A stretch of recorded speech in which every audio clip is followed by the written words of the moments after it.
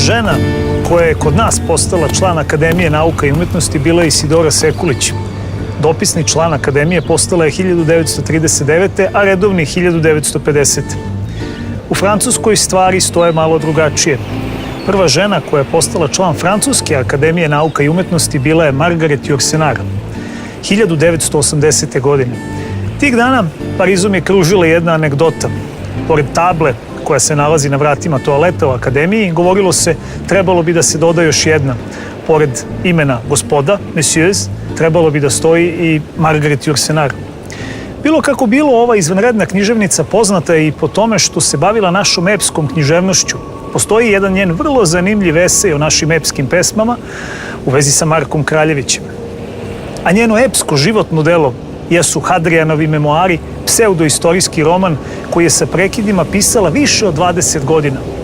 Ova izvanredna knjiga koja predstavlja vrhunski domet epistolarne književnosti zapravo je priča o velikom rimskom imperatoru koji je, kao i Marko Aurelije, pomirio sa jedne strane filozofsku dubinu i život po stoičkim pravilima, a sa druge upravljanjem najmoćnijim carstvom na svetu.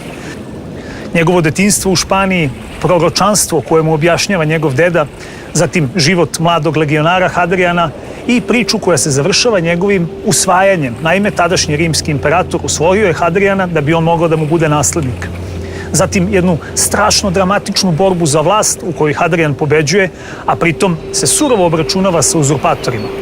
Posle toga pokušava da učvrsti granice carstva i sve vreme putuje kroz ljude, događaje, upoznaje predele, jezik, pratimo i priču o Judeji od pre 2000 godina, a ovaj velemajstorski roman zapravo je remek delo pseudoistorijske književnosti, roman koji je zasnovan na istoriji, ali nije istorija sama, remek delo epistolarne književnosti.